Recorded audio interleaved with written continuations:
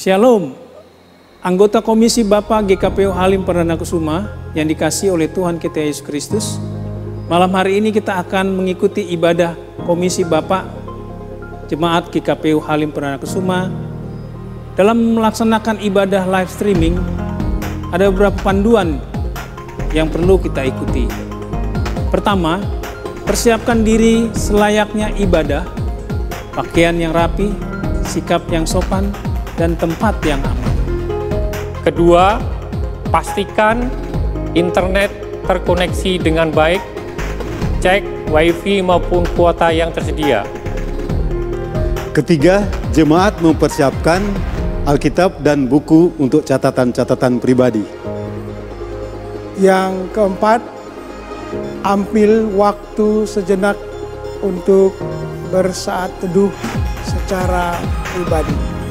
Kelima, persiapkanlah hati Bapak Ibu sekalian untuk fokus mengikuti ibadah.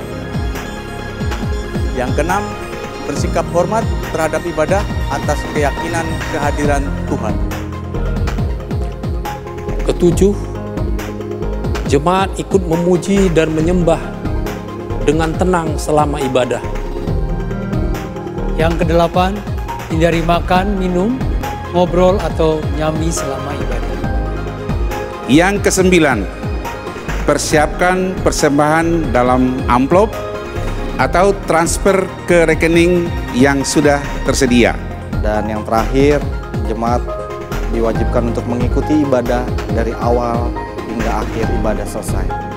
Terima kasih.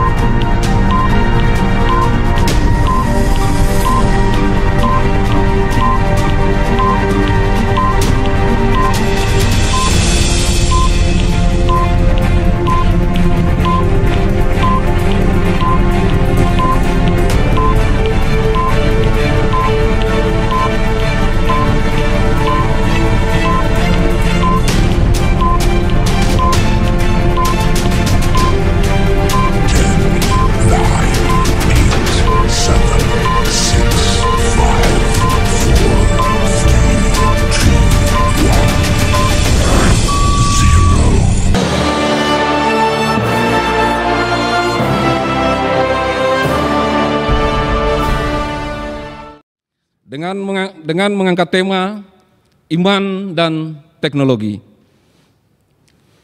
Jemaat Komisi Bapa yang terkasih, sebelum kita masuk dalam rangkaian ibadah, marilah kita bersama-sama mendengarkan sambutan dari Koordinator Komplek Dwi Kora. Kepada Bapak Penatua Esra Sembiring, dipersilakan.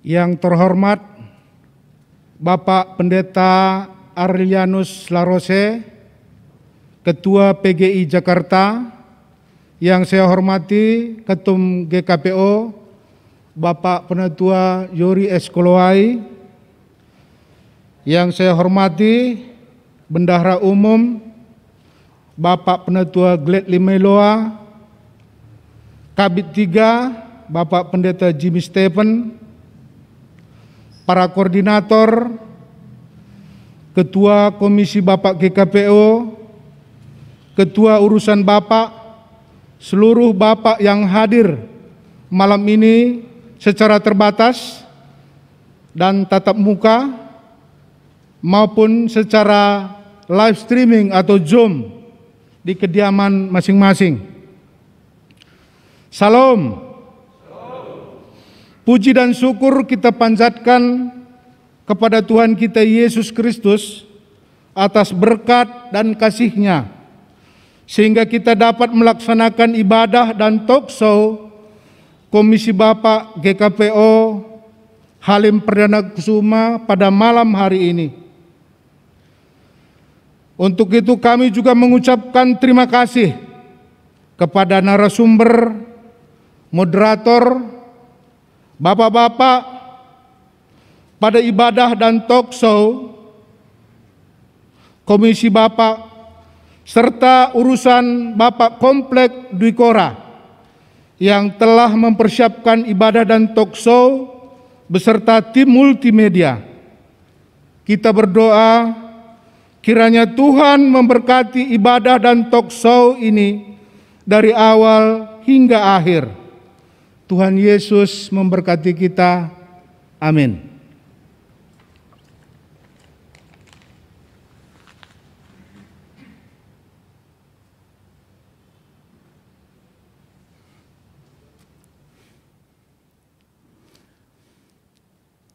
Jemaat Komisi Bapak yang dikasihi Tuhan, saya undang bangkit berdiri. Kita menyanyikan Mars Komisi Bapak yang akan dipandu oleh Bapak Bruce Unibala secara virtual.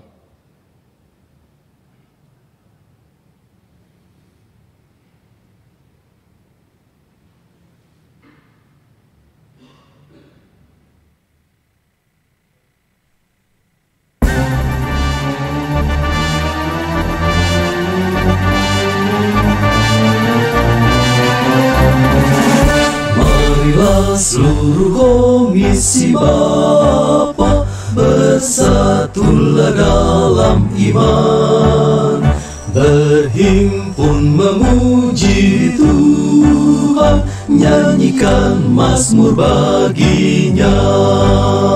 Kabarkanlah nama Yesus, kebenaran dan kasih-Nya, dan nyanyikan dengan hati tulus keselamatan yang sempurna.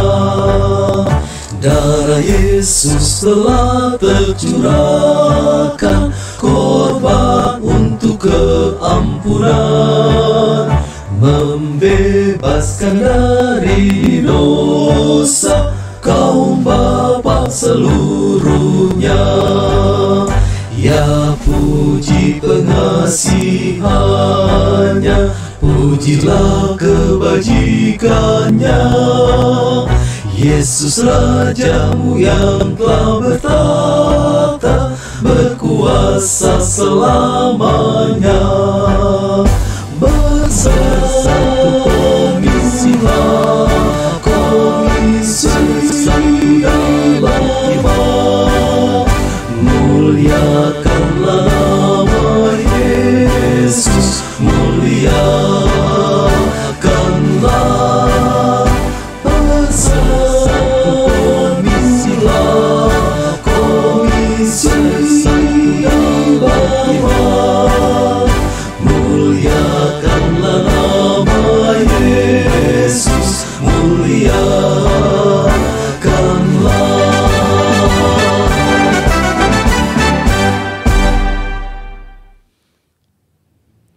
Jemaat tetap berdiri. Mari kita mulai ibadah kita di malam hari ini dengan menyanyikan nyanyian pembuka dari Kidung Jemaat nomor 454, baitnya yang pertama, Indahnya Saat Yang Teduh.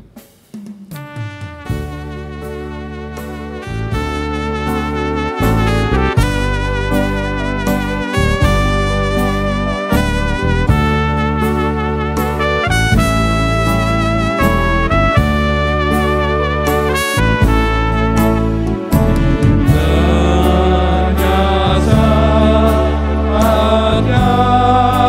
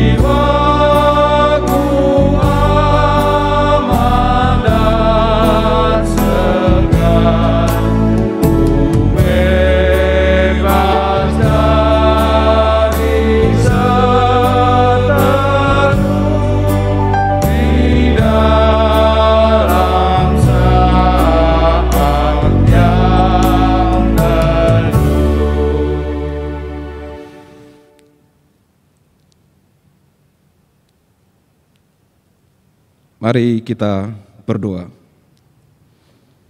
Bapa di dalam surga, puji dan syukur kami naikkan kepadamu atas kasih dan penyertaan Tuhan di dalam kehidupan kami sampai saat ini. Kami jemaat Komisi Bapa GKPO Halim, boleh Tuhan hadirkan di tempat ini untuk kami bersekutu, memuji dan memuliakan nama-Mu yang besar. Oleh karena itu ya Bapa, biarlah Roh-Mu yang kudus memimpin dan menyertai kami dalam ibadah ini.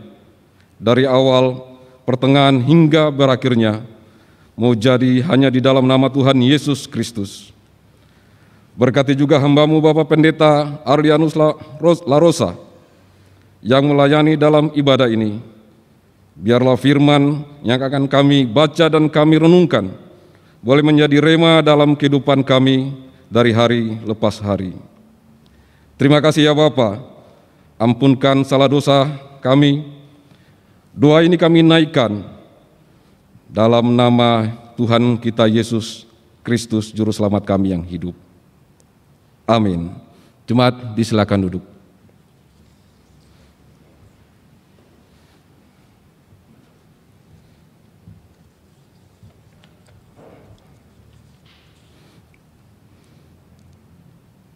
Bapak-bapak yang dikasihi Tuhan, marilah kita membaca kitab Mazmur secara responsoria yang terambil dari Mazmur 105 ayat 1 sampai ayatnya yang kelima. Demikianlah firman Tuhan. Bersyukurlah kepada Tuhan, serukanlah namanya, perkenalkanlah perbuatannya di antara bangsa-bangsa. Bernyanyilah baginya, bermaksudnya baginya, percakapkanlah segala perbuatannya yang ajaib. Bermegahlah di dalam namanya yang kudus. Biarlah bersuka hati orang-orang yang mencari Tuhan. Carilah Tuhan dan kekuatannya, carilah wajahnya selalu. Ingatlah perbuatan-perbuatan ajaib yang dilakukannya, mujizat-mujizatnya dan penghukuman-penghukumannya yang diucapkannya. Sebagai nyanyian pengantar firman Tuhan, kita angkat pujian, Bapa, Engkau sungguh baik.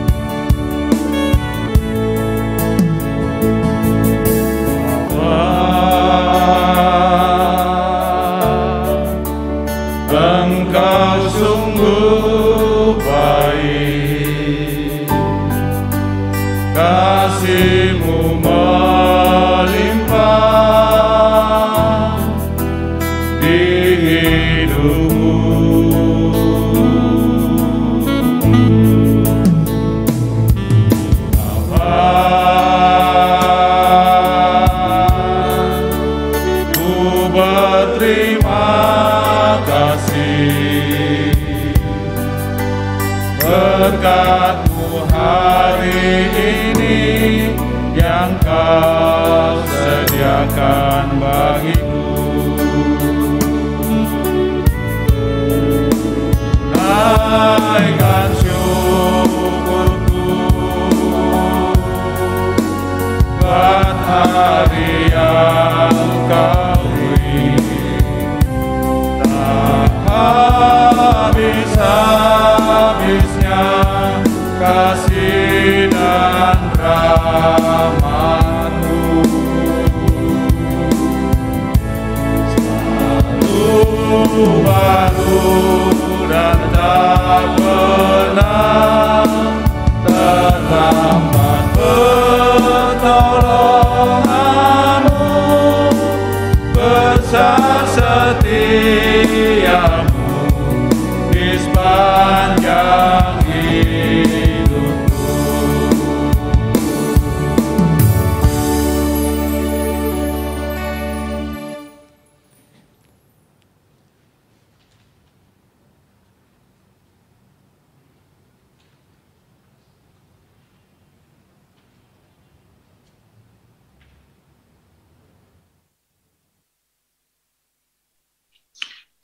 Saudara, mari kita berdoa. Tuhan, kami memohon pertolongan Tuhan ketika sebentar kami akan membaca kitab suci dan bersama-sama belajar dari firman Tuhan. Tolong supaya kami dapat mendengarkan dengan baik, dapat mengerti dengan benar, dan diberi kemampuan untuk mengerjakan firman Tuhan dalam kehidupan kami sehari-hari. Pakai hamba-Mu sebagai alat dalam tangan Tuhan, supaya dengan demikian firman Tuhan dapat dijelaskan dengan baik, dan setiap kami boleh beroleh berkah dari firman yang akan kami percakapkan pada malam ini. Mari Bapa, berfirmanlah karena kami rindu mendengarkan kehendak-Mu. Dalam nama Tuhan Yesus. Amin. Bapak-bapak, saya akan membacakan dari Kejadian pasal 11. Saya boleh minta share screen ya.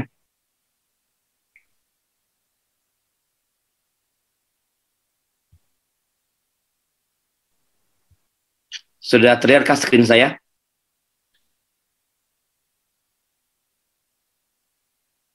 Sudah bisa dilihat screen saya ya, Bapak-bapak? Sudah, Pak. Ya. Saya bacakan dari Kejadian 11, mestinya keseluruhan dari 1 sampai 9, tapi saya bacakan ayat 3 dan 4 saja. Siapa sih ini? Demikian firman Tuhan. Mereka berkata seorang kepada yang lain, marilah kita membuat batu bata dan membakar baik-baik. Lalu batu itulah dipakai mereka sebagai batu dan ter gala-gala sebagai tanah liat. Juga kata mereka, marilah kita berdirikan bagi kita sebuah kota dengan sebuah menara yang puncaknya sampai ke langit. Dan marilah kita cari nama supaya kita jangan terserak ke seluruh bumi. Ya, Bapak, saya diberikan tema iman dan teknologi.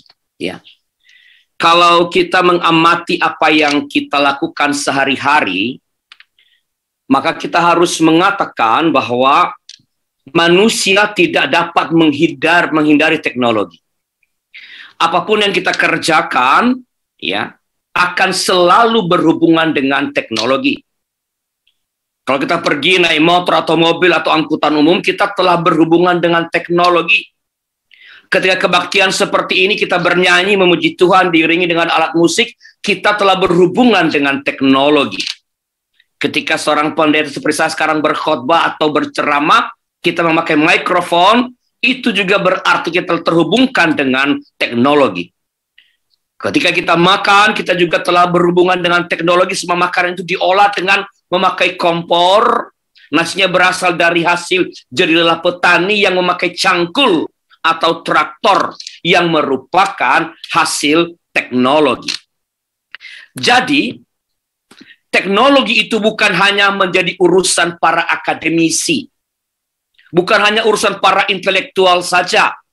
Iya, teknologi merupakan urusan kita, urusan semua manusia.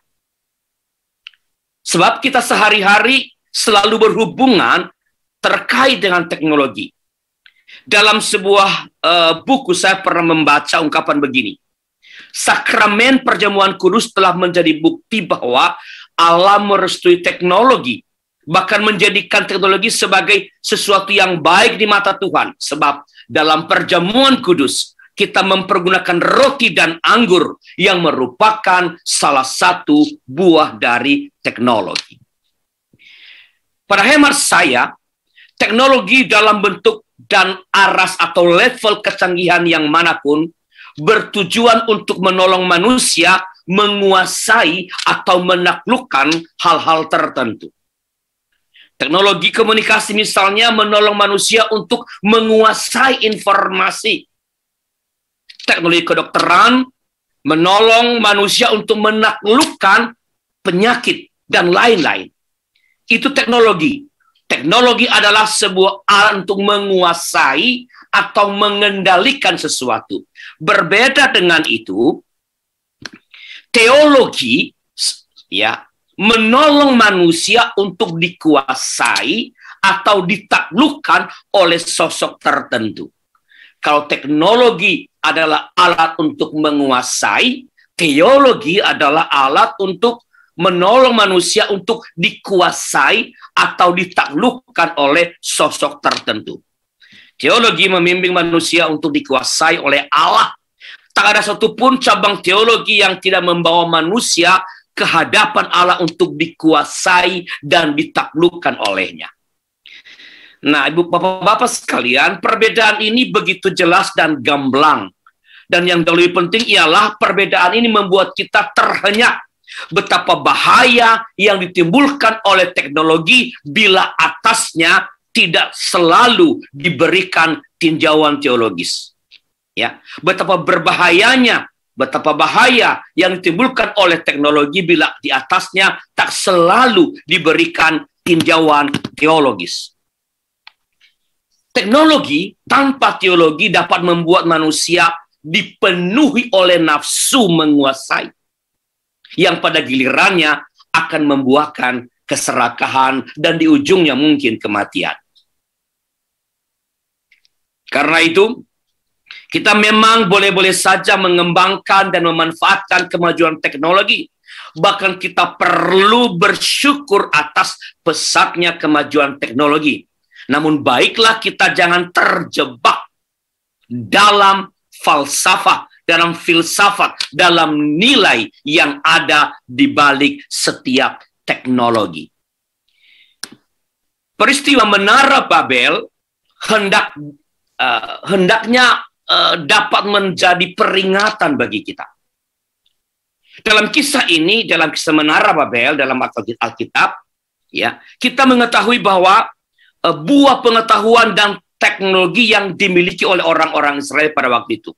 Mereka dapat menghasilkan bangunan pencakar langit. Buah teknologi ini tentu saja baik dan patut disyukuri. Namun dalam teks kita, dalam firman Tuhan, Tuhan ternyata tidak berkenan pada kemajuan pengetahuan teknologi manusia pada waktu itu. Alasan dibalik sikap Tuhan itu bukan karena hasil teknologi atau pengetahuan itu tidak disukai oleh Tuhan, melainkan karena motivasi manusia yang memiliki pengetahuan dan teknologi tersebut. Kejadian pasal 11 ayat 4 yang saya sudah bacakan tadi mengatakan begini, marilah kita dirikan bagi kita sebuah kota dengan sebuah menara yang puncaknya sampai ke langit, dan marilah kita cari nama, supaya kita jangan terserak ke seluruh bumi. Menara yang puncaknya sampai ke langit ini dimaksud sebagai akses ke sorga secara langsung. Manusia ingin menguasai sorga dengan tangannya sendiri tanpa bantuan Tuhan dengan membangun gedung yang sampai ke langit. Manusia ingin mengatakan bahwa kami tidak membutuhkan Allah. Kami dapat melakukan apapun yang kami inginkan. Kami dapat menghasilkan apapun yang kami dambakan.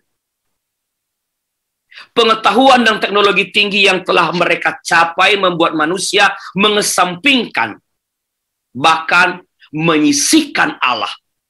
Mereka lupa bahwa perangkat utama dalam upaya memiliki pengetahuan dan menghasilkan teknologi itu adalah yaitu otak. Otak manusia adalah ciptaan Allah. Mereka lupa itu. Usaha manusia untuk menyingkirkan Allah melalui pengetahuan dan teknologi ini yang dimiliki itu harus dibayar mahal oleh manusia. Dalam Kejadian 11 ayat 7, firman Tuhan mengatakan, baiklah kita turun dan mengacau balaukan di sana bahasa mereka, sehingga mereka tidak mengerti lagi bahasa masing-masing. Manusia yang semula punya kebersamaan yang luar biasa, kesatuan aksi yang demikian tinggi, kini tidak mengerti seorang dengan yang lain. Dan oleh itu, mereka tidak dapat saling menolong dan saling menunjang lagi. Mereka tidak sepakat atau tidak sejalan lagi dalam menjalankan rencana-rencana besar mereka. Itu berarti kegagalan demi kegagalan menerpa manusia. Nah, Bapak-bapak, penjelajahan ilmu pengetahuan dan pengembangan teknologi yang tidak didasarkan pada rasa takut akan Allah, saya ulangi, penjelajahan ilmu pengetahuan dan teknologi yang tidak didasarkan atas rasa takut akan Allah dapat menimbulkan petaka bagi kemanusiaan itu sendiri.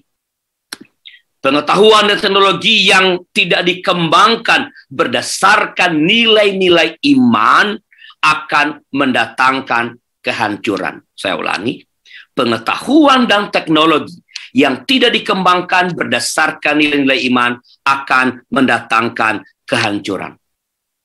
Pengetahuan dan teknologi yang sesungguhnya dapat menolong manusia dalam menghadapi aneka tantangan serta memajukan peradaban itu dapat berubah menjadi monster bila ia tidak dikendalikan oleh iman.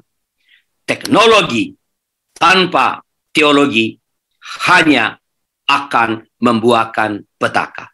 Teknologi tanpa teologi hanya akan membuahkan petaka. Nah, sekarang mari kita masuk pada mengenal dan mencegah, karena saya diminta menghubungkan nisbah antara iman dan teknologi dan juga melihat dampak dari penggunaan media sosial, ya. Pada dasarnya tujuan penggunaan media sosial adalah memperpendek jarak, memperpendek waktu, dan menghemat tenaga kita untuk berkomunikasi dengan teman, dengan kerabat, dan dengan keluarga. Tapi pada kenyataannya, banyak orang tidak menyadari bahwa betapa luas, betapa besar dan publiknya media sosial itu sehingga malah jadi menjauhkan yang dekat dan mendekatkan yang jauh.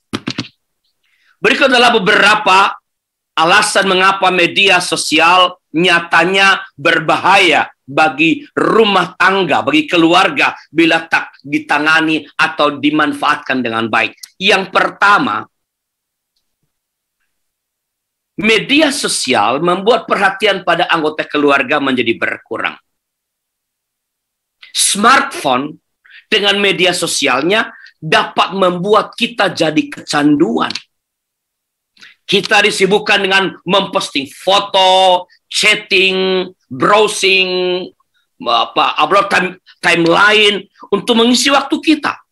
Tetapi akibat dari itu jika sampai dilakukan secara berlebihan, maka orang-orang di sekitar kita, orang-orang yang kita cintai, yang ada di rumah kita, malah terabaikan.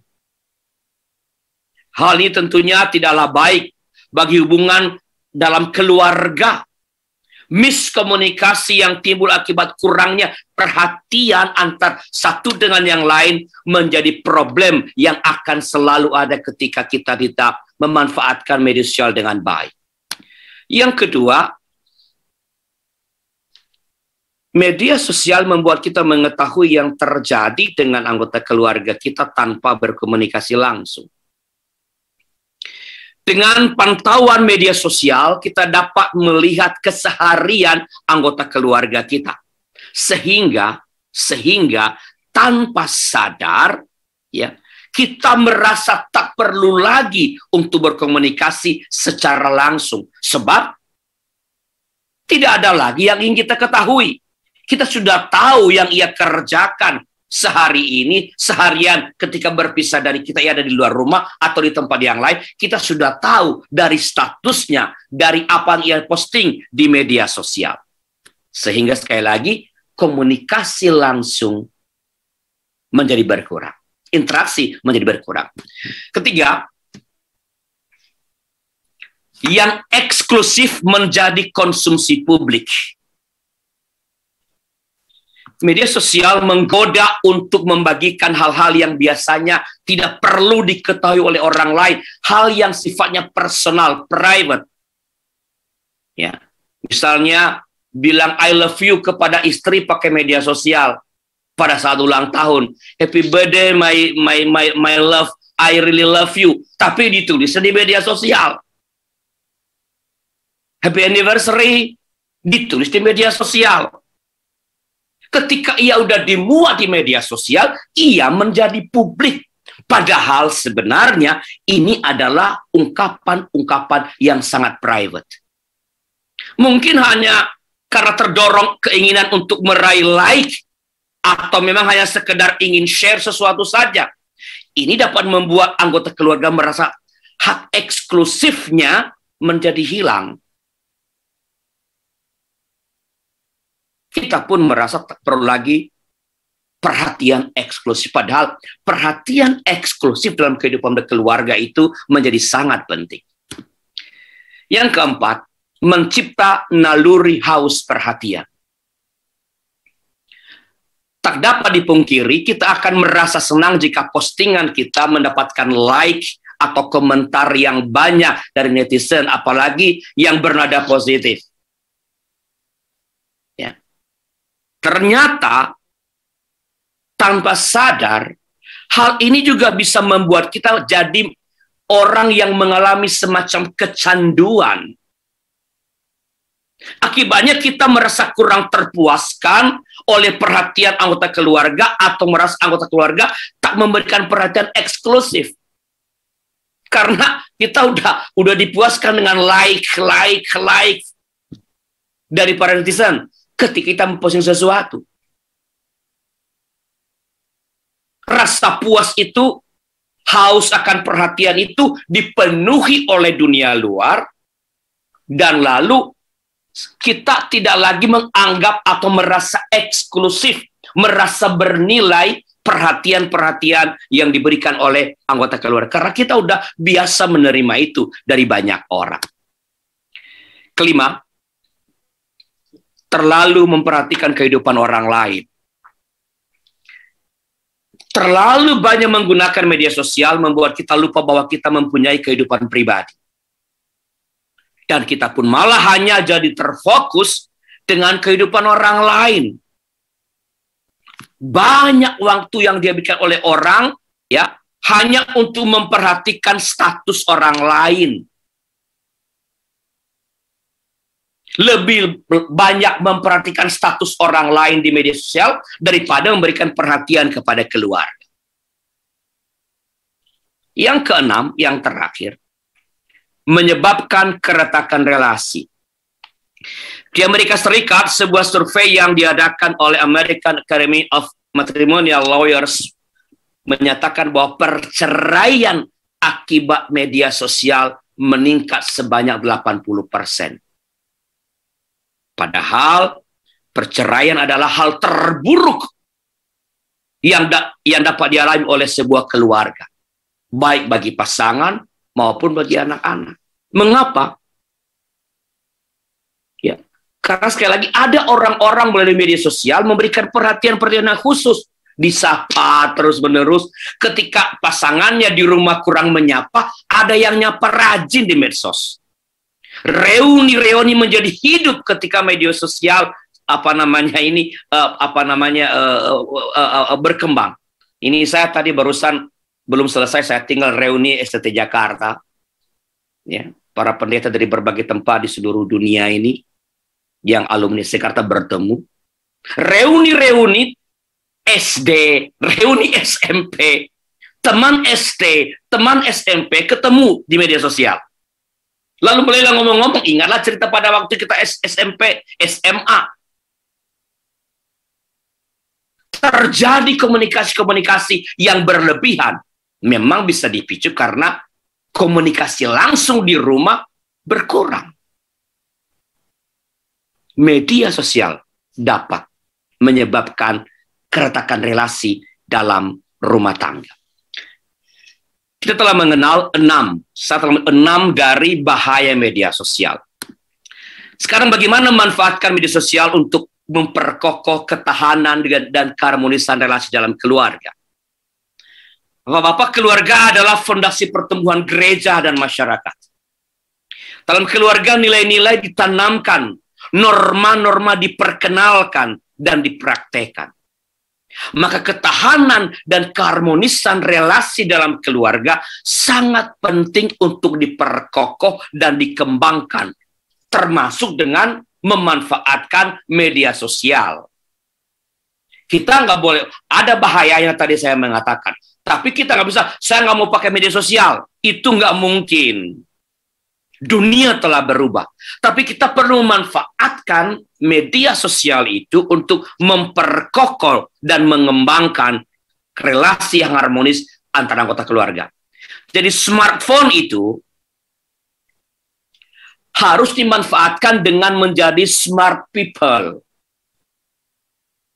Smart couples, pasangan yang cerdas. Smart parents, orang tua yang cerdas. Sahabat yang cerdas. Dan mencipta anak-anak yang cerdas. Bagaimana media sosial itu dipakai untuk itu membuat kita dapat mengakses segala hal, dapat belajar banyak hal. Bagaimana media sosial itu kita pakai untuk belajar, mengembangkan diri, mengembangkan hal-hal yang diperlukan dalam membangun kehidupan berkeluarga. Bagaimana berkomunikasi dengan baik, bagaimana mengerti perasaan anak, bagaimana mengerti perkembangan anak, bagaimana mengerti perasaan orang tua ketika anak-anak sudah pergi meninggalkannya. Di media sosial tersedia itu semua. Maka kita harus jadi smart parents, smart couples, smart friend, dan mencipta anak-anak yang cerdas dengan memanfaatkan media sosial. Beberapa pedoman yang memungkinkan keluarga menikmati baik jejaring sosial dan waktu intim dengan keluarga. Yang pertama, bangunlah kehidupan spiritual dalam keluarga. Media sosial tak bisa dihindari. Tapi jangan itu membuat kita mengabaikan dan meninggalkan pembangunan kehidupan spiritual. Tanamkan nilai-nilai iman sebagaimana perintah di dalam Ulangan 6 ayat 4-9 sehingga anak-anak dapat membedakan mana yang baik dan berkenan kepada Allah, mana yang mendekatkan kepada Allah, mana yang menjauhkan dari Allah. Orang tua, para bapak menjadi role model baik menyangkut nilai-nilai maupun praktek bermedia sosial. Jadi kita harus jadi contoh bermedia sosial bagi keluarga kita. Para bapak adalah kepala keluarga, harus menjadi teladan dalam nilai-nilai, membangun nilai-nilai dan dalam pemanfaatan media sosial. Yang kedua, membangun dan memelihara tradisi keluarga. Yang saya maksud adalah membangun, saya kira, keluarga-keluarga Kristen, terutama yang dari luar Pulau Jawa, punya tradisi kebaktian keluarga yang sangat kuat.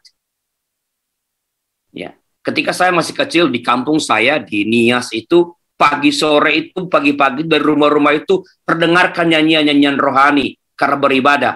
Saya ke Manado juga sama. Ke berbagai tempat. Di mana banyak orang-orang Kristiani, tradisi beribadah di rumah itu sangat kuat. Nah, ini kita pelihara. Ya, memang sekali lagi di kota seperti Jakarta nggak mudah ini. Ya, nggak mudah.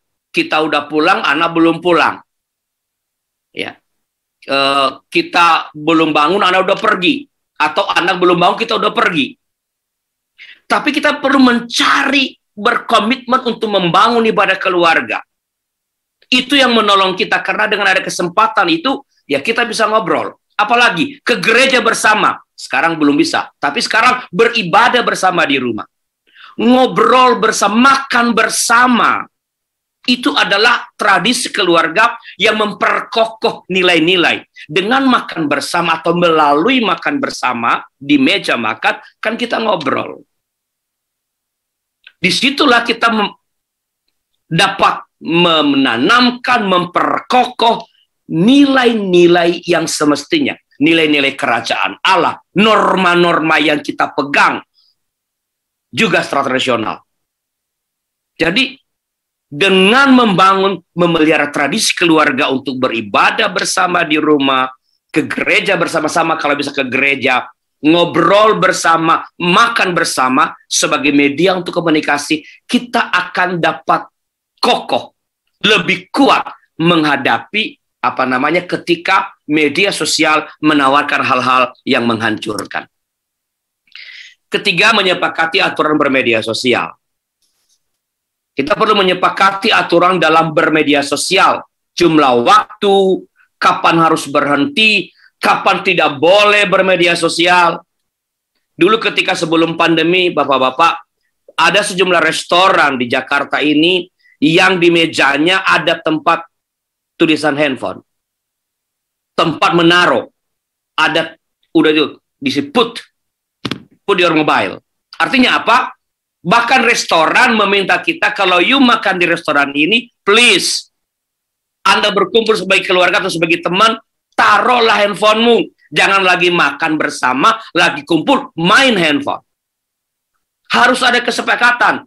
Kalau lagi begini, tidak boleh ada yang megang handphone. Sepakati pemanfaatan media sosial untuk kepentingan keluarga. Membuat grup misalnya, ya grup WhatsApp atau Line atau apalah, ya. Sehingga dengan grup itu kita walaupun berada di tempat yang berbeda, kita saling berkomunikasi, saling mengingatkan. Ya, terutama yang punya anak di generasi milenial ke bawah. Ya, saya punya grup dengan anak-anak. Ya. Karena kadang-kadang tak sempat mengatakan sesuatu dengan langsung karena selip terus. Ini kayak sekarang nih saya masih di kantor. Saya pulang nanti mungkin ada yang sudah tidur. Grup keluarga itu media berkomunikasi. Ya. Kapan ketemunya? Ada kesepakatan pada yang sebelumnya nomor 2. Tradisi keluarga. Makan bersama. Kalau nggak bisa tiap hari, paling tidak sekali seminggu ada kesempatan makan bersama. Sepakati pemanfaatan media sosial. Ya. Wajib pakai saat berjauhan. Nah ini penting. Ini menolong kita, media sosial menolong kita. Dulu kalau anggota keluarga berjauhan, pergi dinas keluar kota, kita nggak tahu kabarnya, seperti apa, susah. Sekarang gampang.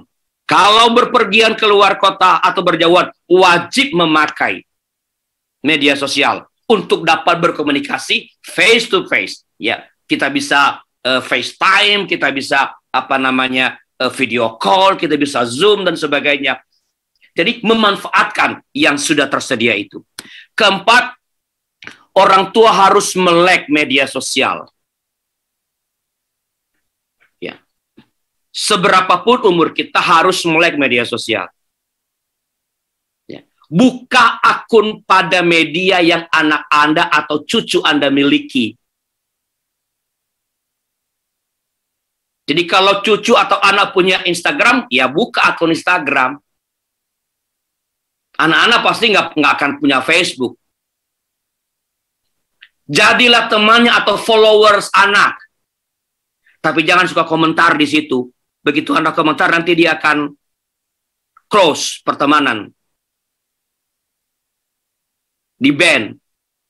Nggak usah komentar. Tapi kita di followers dari anak kita atau dari cucu kita, sehingga kemana mereka, apa yang mereka posting, kita tahu.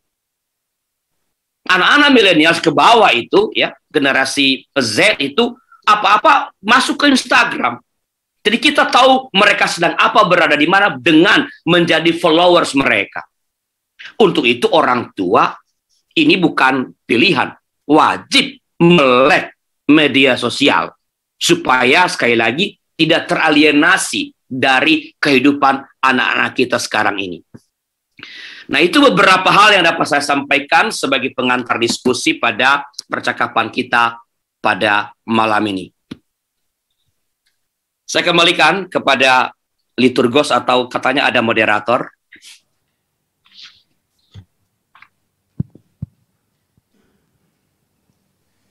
Shalom Bapak, Pendeta Arlianus Larosa. Shalom Pak. Baik Bapak, terima kasih untuk kesempatan Bapak yang begitu sibuk pada malam hari ini bisa bergabung dengan kami, Komisi Bapak GKPU Halim Perdana Kusuma. Shalom Bapak-Bapak semuanya. Baik yang ada di gereja maupun yang ada di media Zoom. Pada kesempatan ini juga Bapak, kita akan melaksanakan diskusi dan tanya jawab perihal terkait dengan tema iman dan teknologi. Seperti kita ketahui bahwa iman dan teknologi ini adalah suatu hal yang penting saat ini. 1,5 tahun kita sudah mengalami pandemi dan salah satu adalah media sosial berupa virtual dan sebagainya kita laksanakan ibadah di gereja ini. Baik Bapak, sebelum lanjut saya akan memperkenalkan diri untuk Pendeta Adrianus Larosa yang pertama sebagai narasumber. Beliau adalah Ketua Umum PGI DKI Jakarta periode 2021 sampai 2026. Beliau berasal dari Gereja Kristen Indonesia dan jabatan yang lain adalah Pendeta Tugas Khusus Sinode PTKS Non-Keorganisasian. Kemudian beliau juga ada Direktur Yayasan Komunikasi Bersama YKB. Jadi sok sekali kita undang pada malam hari ini.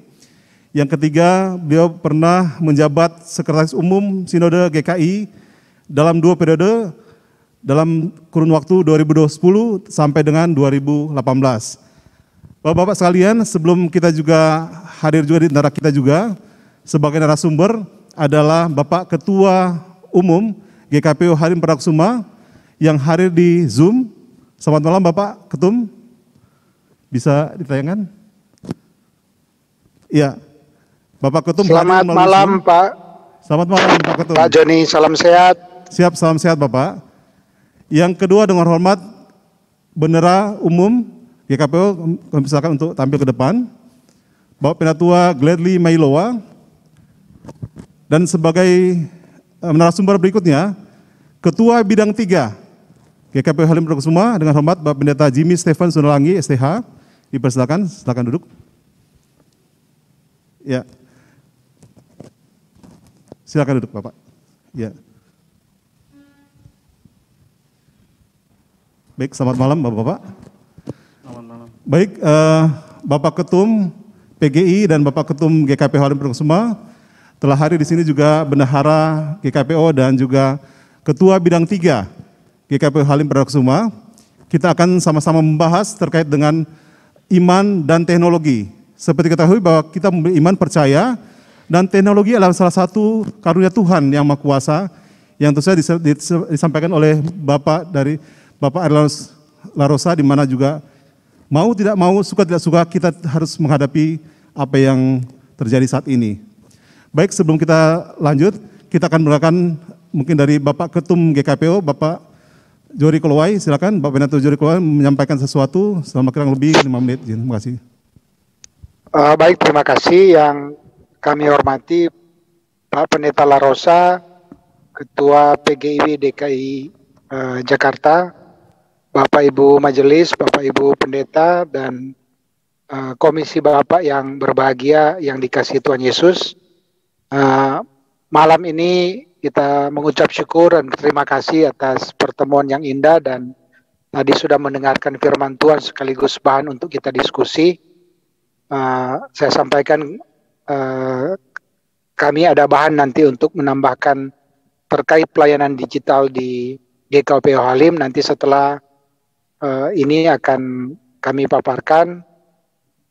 Pada kesempatan ini kami ucapkan terima kasih untuk kebersamaan di dalam pelayanan ini dan terima kasih kepada Pak Ketum MPH PGIW DKI. Terima kasih untuk pelayanannya. Tuhan Yesus memberkati kita semua. Ya, terima kasih Bapak Ketum, sedang di jalan sepertinya. Namun demikian beliau akan datang ke gereja untuk menyampaikan hal-hal yang terkait dengan apa-apa yang kita laksanakan, program apa yang dilaksanakan di gereja ini, termasuk juga dengan media Zoom yang ada, kemudian manfaat daripada kegiatan-kegiatan seperti semacam ini. Baik, kita secara interaktif saja ya, kita akan mungkin ada yang bertanya dan sebagainya, silakan saja mengangkat tangan, baik yang ada di sini maupun yang ada di Zoom, media Zoom. Silakan memberikan pertanyaan terkait dengan iman dan teknologi dan disampaikan dari Pak Pendeta. Bisa juga sifatnya di sini juga hadir dari MPH, Bendahara, dan juga Ketua Bidang 3 Pembinaan Warga, termasuk juga di dalamnya adalah menyangkut komisi-komisi, termasuk komisi Bapak pada malam hari ini. Baik, mungkin langsung saja karena waktunya terbatas, kita hanya punya waktu 30 menit, mungkin langsung kepada pertanyaan-pertanyaan yang disampaikan. Ini sangat penting Pak, ini saat ini penting banget iman dan teknologi ini, dan kita menggunakan teknologi ini seperti yang kita sudah laksanakan seperti malam hari ini. Baik, mungkin sudah ada langsung, bisa bertanya langsung, silakan. Bisa menyebutkan nama dari kompleks mana dan langsung pertanyaan kepada siapa, silakan disebutkan. Iya. Iya, silakan Bapak. Pak Iktus, silakan Pak Iktus. Terima kasih pimpinan moderator. Yang terhormat Ketua MPH, yang terhormat Bapak Pendeta Larosa.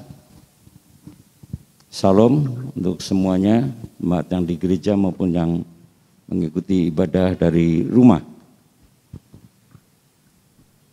Sangat menarik apa yang telah disampaikan, menjadi pencerahan bagi kita yang disampaikan oleh Bapak Pendeta Arlianus Larosa. Sebelumnya kami perkenalkan, saya Iktus dari Kompleks Raja Wali. Bapak Pendeta Larosa sudah mengenal 2 minggu yang lalu. Kita bertemu juga melalui media Zoom ini. Saya ingin bertanya, tapi mungkin bukan yang disampaikan tadi dulu yang pertama, yaitu melanjutkan pencerahan sebelumnya, yaitu tentang penggunaan teknologi digital ini, media ini untuk pelaksanaan ibadah secara online atau live streaming. Kalau tidak salah, pada 2 minggu yang lalu disampaikan bahwa hal itu adalah syah. Tapi kalau ditinjau dari ibadah sebagai persekutuan yang beribadah, apabila kita berjeda waktu, itu menjadi kurang tepat. Itu yang saya terima. Pertanyaan saya, Bapak Pendeta Larosa, bahwa ketika kami ingin bersekutu di dalam ibadah bersama keluarga di rumah, seperti yang tadi disampaikan bahwa waktunya kita mungkin akan sulit berkumpul, sehingga kami berkomitmen untuk sama-sama dalam satu rumah itu.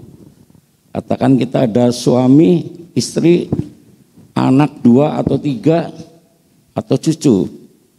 Ada tambahan kita berkumpul. Nah, bisa kumpulnya, katakan tadi ibadah live streaming di GKPO Halim adalah pukul 09.00. Nah, kita laksanakan. Mungkin kami bisa berkumpul pukul 13.00. Tapi kami betul-betul mengikuti seluruh liturgi yang ada. Tidak ada satupun yang di-skip dari awal sampai akhir. Apakah hal itu artinya bahwa persekutuan beribadah itu menjadi berkat bagi kita keluarga? Yang kedua,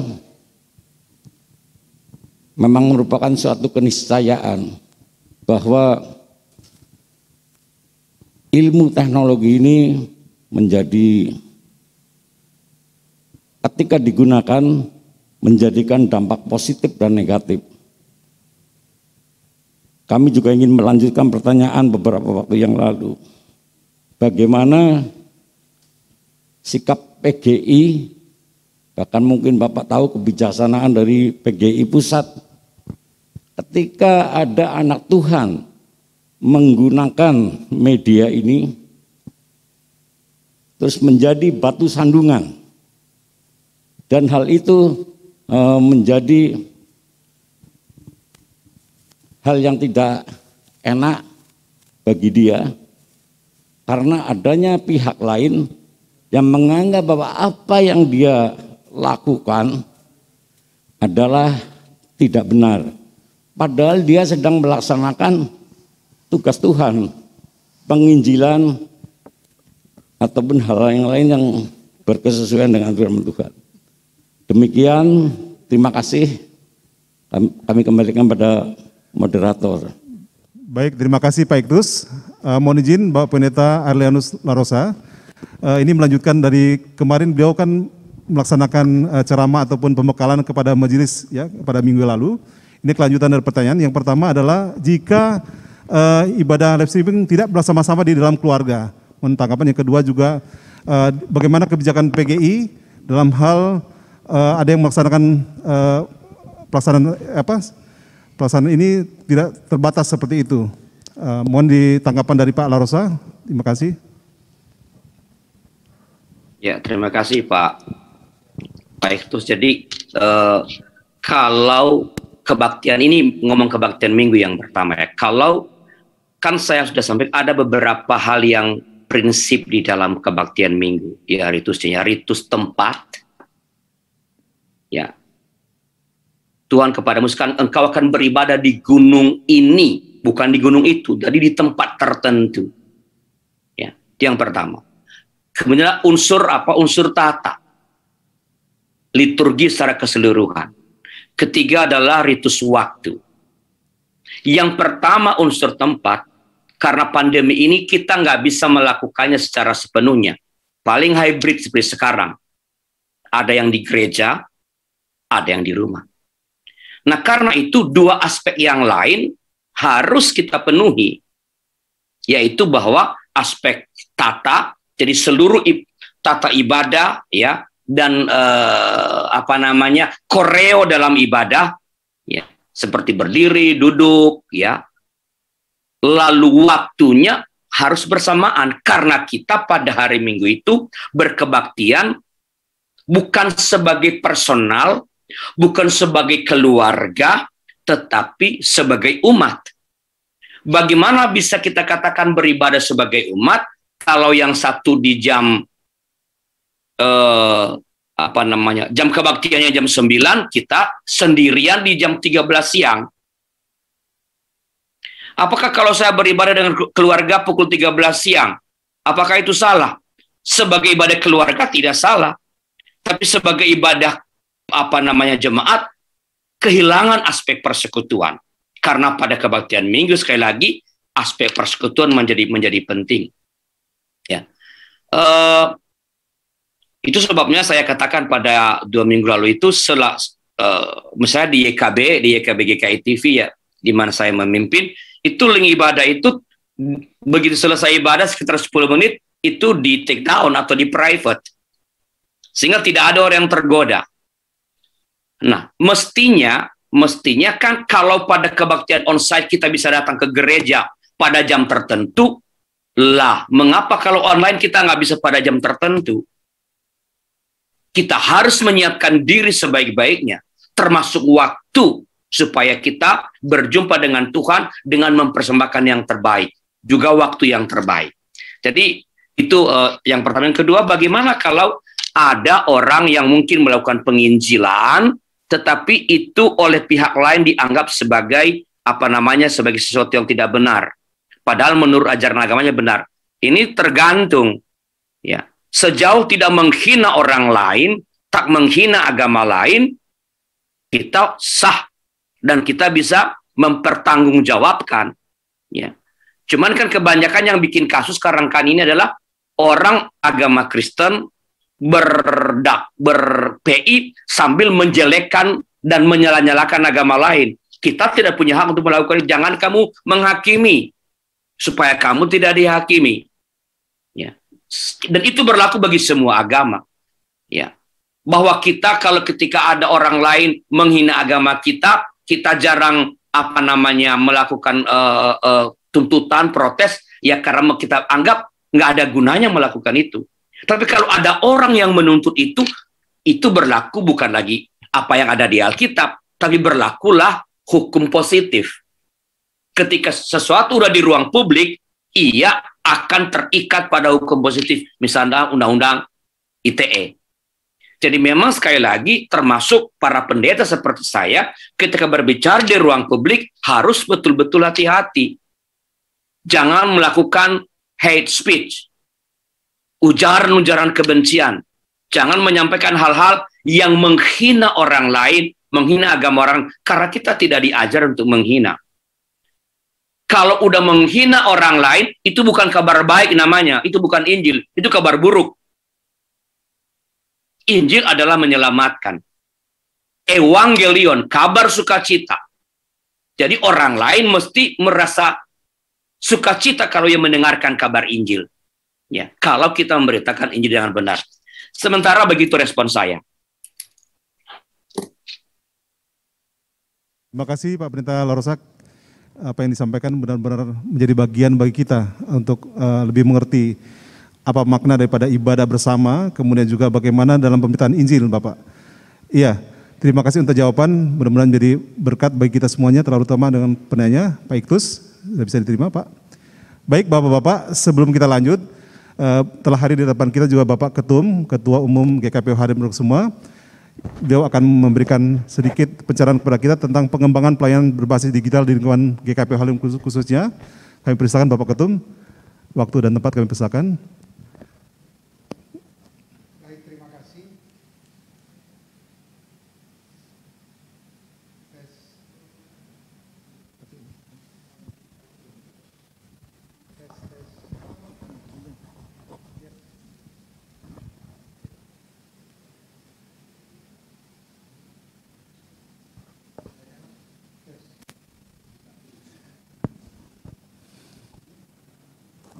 Ya, sambil kita menunggu nanti kita akan menyampaikan juga pertanyaan-pertanyaan yang terkait dengan iman dan teknologi ini untuk baik kepada Bapak Larosa, Pendeta Larosa maupun kepada MPH. Dalam hal ini Bapak Ketum ada bendahara dan Ketua Bidang 3.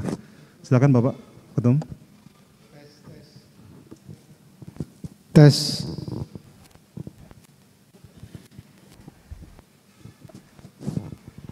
Baik, terima kasih. Akan saya sampaikan tema yang diberikan kepada saya terkait pengembangan pelayanan berbasis digital di lingkungan GKPO Halim Pranakusuma.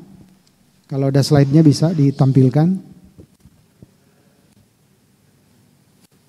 Jadi saat ini kemampuan multimedia yang ada di GKPO Halim Pranakusuma, kita memiliki 3 studio, yaitu di Gereja Angkasa, Gereja Dirgantara, dan Gereja Angkasa Puri.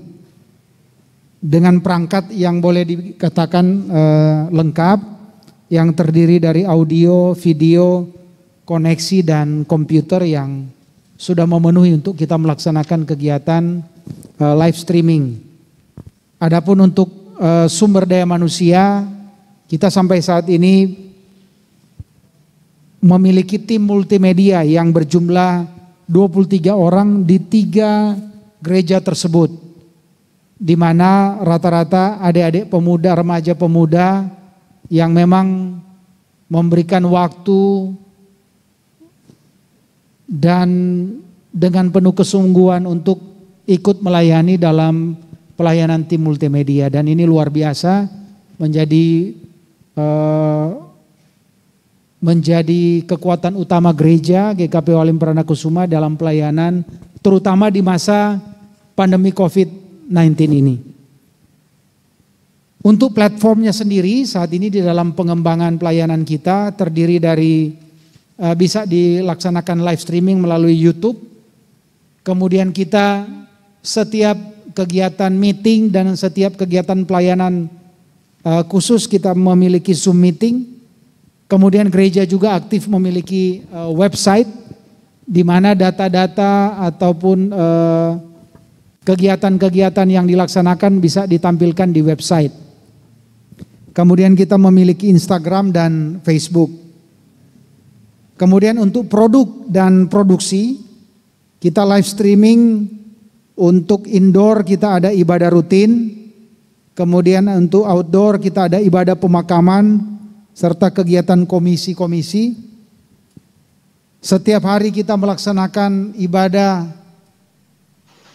renungan pagi, di tapping, paduan suara, vokal group, sekolah minggu, dan kegiatan-kegiatan komisi lainnya yang kita laksanakan dalam bentuk tapping kegiatan, visualisasinya. Kemudian ada editing proses, upload hasil editing, kemudian final check content dan final check quality untuk video dan audio. Sehingga hari demi hari pelayanan dengan digital di GKPO Halim Pranakusuma ini semakin baik dengan tetap kita memperhatikan ketentuan-ketentuan yang berlaku. Dalam hal ini juga kita sudah melatih beberapa tim multimedia dari gereja POUK, dari BP POUK Jakarta. Ada beberapa gereja yang mengirimkan tim multimedia selama beberapa minggu di tempat kita, dan kita transfer teknologi, transfer knowledge untuk bisa gereja-gereja yang lain juga bisa mengikuti dan melaksanakan kegiatan pelayanan secara digital COVID-19. Sehingga rencana ke depan kita untuk jalur video, penggunaan kabel video akan lebih bagus lagi dengan digital interface. Ini kita akan lengkapi lagi. Kemudian kemampuan mobilitas mixer dan portable router untuk mendukung acara-acara outdoor. Jadi kita bisa seperti tim Trans TV atau TV One, bisa move atau bergerak pada ibadah-ibadah pelayanan di outdoor, tidak hanya statis di gereja. Dan ini akan kita lengkapi sehingga betul-betul nantinya pelayanan secara digital ini bisa di dalam gereja dan bisa juga kegiatan di luar gereja. Baik itu ibadah pemakaman, ibadah padang, ibadah-ibadah komisi lainnya, termasuk kegiatan pelayanan baksos dan karya bakti di luar. Yang menjadi tantangan saat ini adalah bagaimana nantinya untuk kita bisa menggunakan sarana digital ini di dalam sistem kesekretariatan dan tata usaha gereja. Sehingga sekarang lagi kita rintis untuk supaya pendataan seluruh jemaat itu secara digital, termasuk administrasi surat menyurat. Sehingga semua dokumen, baik itu dokumen jemaat yang berupa CD, baptis, kemudian masing-masing komplek, semua itu terdata secara digital di GKPO Halim Perdana Kusuma. Sehingga ke depan nanti untuk mobile studio kita akan lengkapi, kemudian tim kreatif dari majelis kita akan perkuat juga, nanti dari majelis akan terlibat langsung. Kemudian infrastruktur yang kegiatan dalam rangka kegiatan-kegiatan pelayanan terutama di outdoor kita akan lengkapi segera, dan sekretariat kita akan gunakan sistem aplikasi yang saya sampaikan tadi. Itu beberapa hal di dalam pengembangan pelayanan secara digital di mana gereja atau GKPO Halim Perdana Kusuma menjawab kondisi saat ini dan beradaptasi bagaimana kita tetap melaksanakan pelayanan tetapi aman COVID. Dan puji Tuhan dalam waktu-waktu 1 bulan terakhir ini semakin menurun, kita bisa tatap muka lagi walaupun sangat terbatas. Demikian yang bisa saya sampaikan.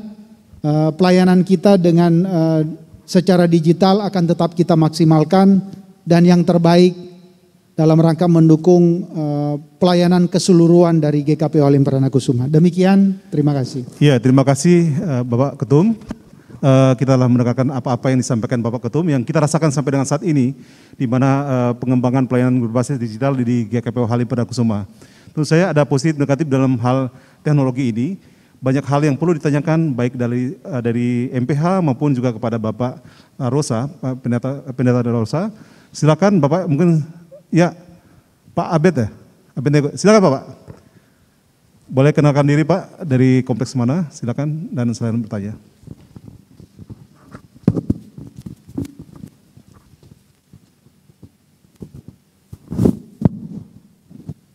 Selamat malam, Bapak Pendeta Ardianus Larosa, Bapak Ketua Umum MPH, Bapak Jori Kolwai, narasumber yang lainnya Pak Pendeta Jimmy dan Bapak Bendara, Bapak Lady Melola.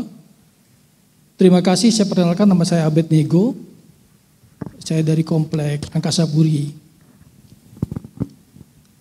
Melihat apa yang disampaikan oleh Bapak Pendeta Larosa, kemudian juga apa yang disampaikan oleh Bapak Ketum, sungguh kita sangat berbahagia, berbangga sekali bahwa dengan kondisi pandemi sejak awal 2020 yang merupakan tantangan buat kita semua, justru melahirkan kreativitas di gereja. Tidak dipungkiri bahwa dengan pandemi ini keluarlah talenta-talenta yang ada di gereja. Bahkan sampai saat ini, kalau kita lihat justru malah saya merasakan perkembangan gereja kita tuh semakin bertumbuh, semakin baik dengan adanya teknologi seperti saat ini. Sering sekali bahwa kita mendengar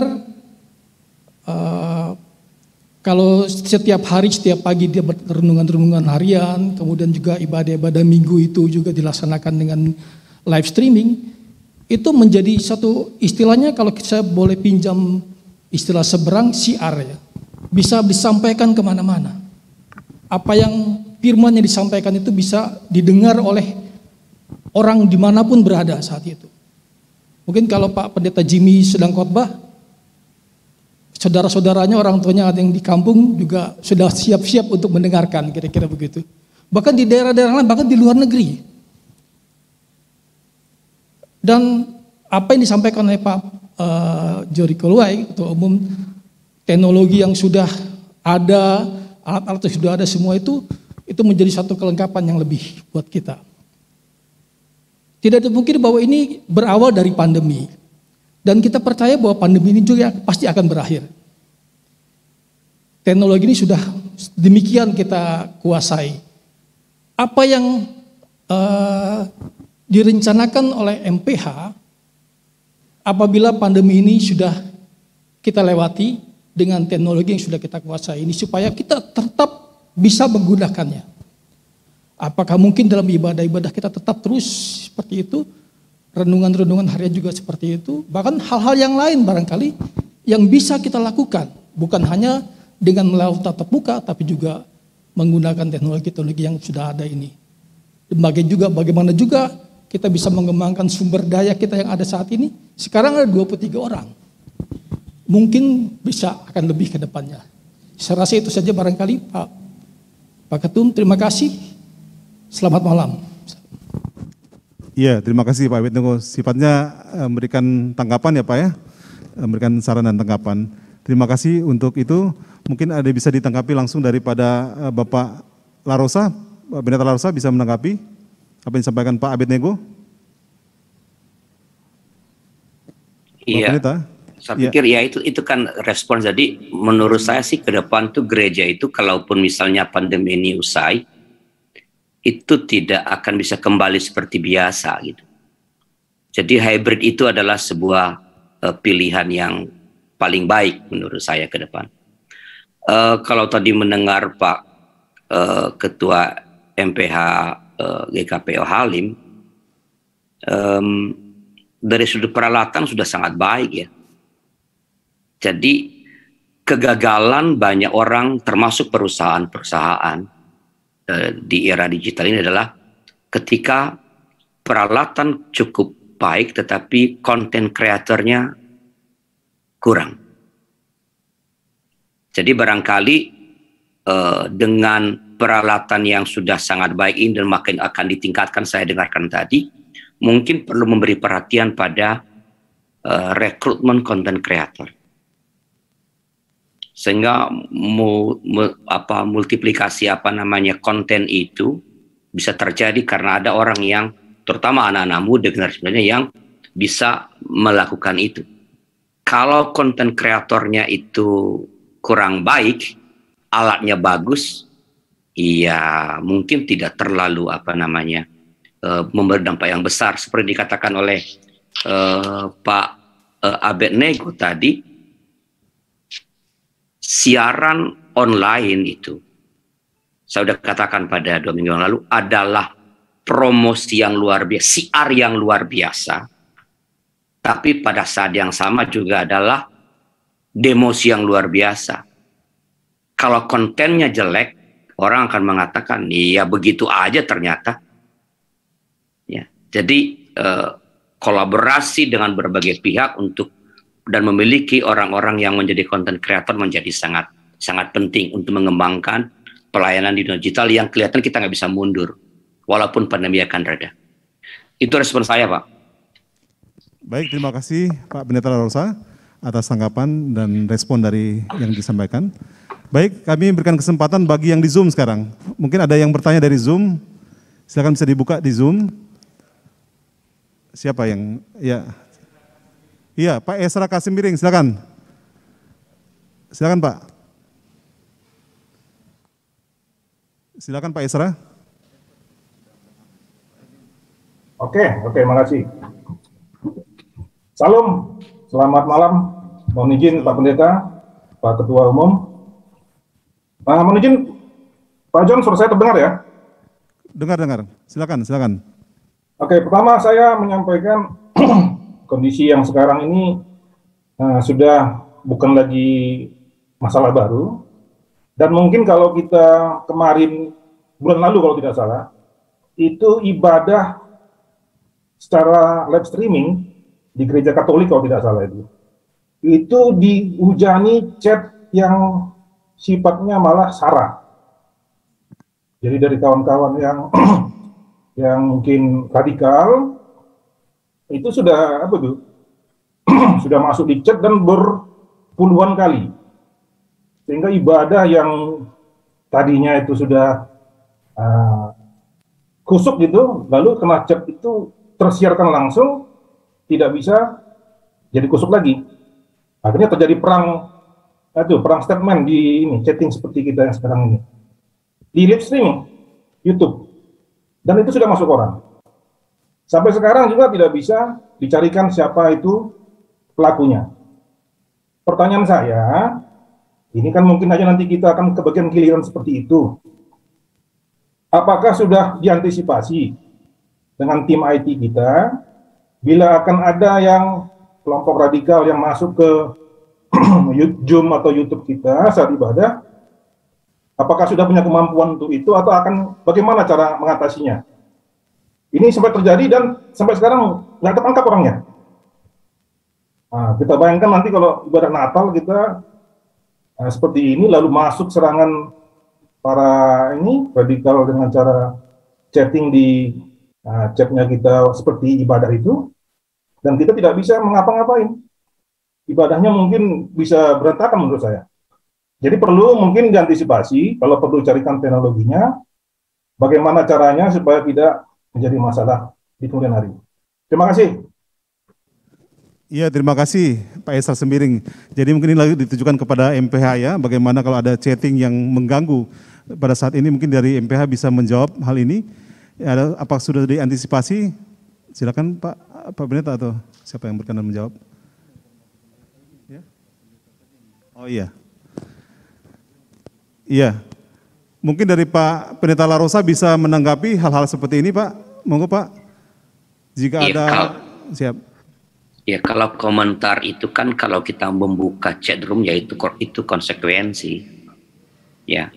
Jadi saya sendiri menganjurkan kalau saat ibadah itu live chat-nya itu tidak dihidupkan. Karena itu mengganggu itu sama kan kalau kita lagi ibadah di gereja lalu ada yang ngomong gitu loh, halo selamat pagi, padahal sedang berdoa gitu. Jadi sebaiknya itu fitur chatnya itu tidak di on kan. Di tempat saya itu kalau kita memang bukan live streaming tapi tayang premier, itu kita tutup, dibuka sebelum ibadah, begitu ibadah mulai lonceng berbunyi ditutup, tidak boleh ada yang komentar. Nah kalau ada yang komentar ya mau dicari kan bukan kerjaan kita untuk menuntut kan, sebenarnya itu kerjanya kepolisian ya, itu undang-undang ITE. Itu respon saya Pak. Ya, terima kasih Pak Pendeta untuk respon dan jawabannya. Ya, Bapak-bapak baik yang ada di gereja ini maupun yang di Zoom, mungkin satu lagi pertanyaan dan mungkin kita akan sampaikan. Ada yang bertanya? Silakan. Oh, dari Zoom. Silakan Pak. Dari Zoom siapa yang bertanya? Angkat tangan ataupun kasih sign. Pendeta Waoma. Silakan Pak Pendeta Waoma. Terima kasih waktu yang diberikan moderator. Izin bertanya Pak Pendeta Larosa, apa tanggapan sekaligus solusi dari Bapak ketika ada jemaat kita di luar kota secara teknologi mengikuti ibadah, baik ibadah renungan harian, ibadah keluarga tengah minggu hari Rabu, lalu kemudian ibadah hari Minggu dan ibadah-ibadah lainnya. Namun ketika suatu saat membutuhkan pelayanan dari majelis, khususnya pendeta, secara tatap muka.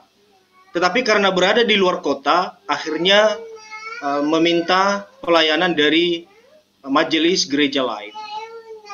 Ya kalau kita lihat ibaratnya selama ini kita melayani gitu kan, kita memberikan pelayanan. Tetapi ketika tiba pada saat-saat yang khusus seperti tadi saya sebutkan, akhirnya kita tidak bisa jangkau. Kira-kira apa tanggapan dan solusi dari Bapak? Terima kasih. Ya, terima kasih Bapak Pendeta Waoma. Mohon izin langsung dijawab Bapak, mungkin sudah langsung biar secara singkat Pak Pendeta. Ya, saya kira jawaban sudah tersedia ya di pernyataan Pak Pendeta, yaitu bahwa kalau kita nggak bisa menjangkau, ya kita gereja yang meminta tolong, gereja kita yang minta tolong kepada gereja lain di tempat itu. Bukan dia, karena tanggung jawab penggembalaan dia karena di anggota kita ada di tangan kita.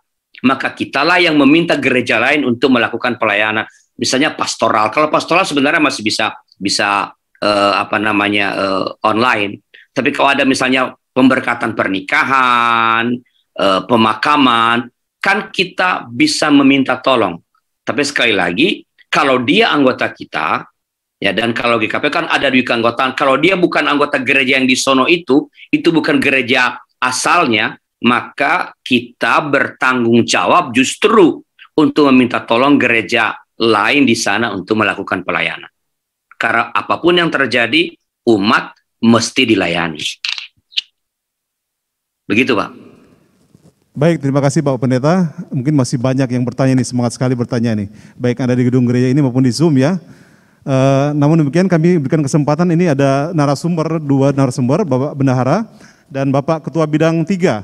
Mungkin sedikit Pak Bendahara menyampaikan terkait dengan anggaran terkait dengan anggaran saat ini di tengah pandemi. Mungkin bisa disampaikan Pak, apakah mempengaruhi juga dengan adanya live streaming dan sebagainya? Sedikit saja memberikan tanggapan. Silakan Pak Glenn. Terima kasih. Gereja Protestan Ekumen Halim, GKPO Halim dalam hal ini, untuk kebijakan anggaran dalam masa pandemi yang jelas kita tetap mengacu atau kita mengutamakan untuk kegiatan pelayanan yang dalam hal ini dilaksanakan baik lewat streaming ataupun yang sekarang sudah tatap muka. Sehingga memang untuk kondisi belakangan ini atau saat ini kita ada beberapa kegiatan yang tidak bisa didukung secara utuh, terutama untuk kegiatan komisi, itu akan dialihkan atau kita fokus dan kita khususkan untuk dukungan kegiatan multimedia. Mungkin dalam ke depan untuk pengembangan untuk misalnya sumber daya manusia atau sumber daya dari para tim ini akan kami coba untuk masukkan dalam anggaran atau program kerja di GKPO Halim untuk meningkatkan sumber daya manusia apa yang perlu didukung. Misalnya ada pendidikan kah, atau ada pelatihan, atau ada apa saja yang bisa mendukung mereka para tim ini, sehingga sesuai dengan tadi yang disampaikan oleh narasumber kita Pak Pendeta Larosa, itu mereka bisa mendapatkan ilmu atau mendapatkan kemampuan dalam mendukung kegiatan pelayanan. Yang jelas kita tetap punya iman dalam kondisi saat ini, dengan menghadapi teknologi saat ini kita punya iman yang kuat karena kita masih bisa mendapatkan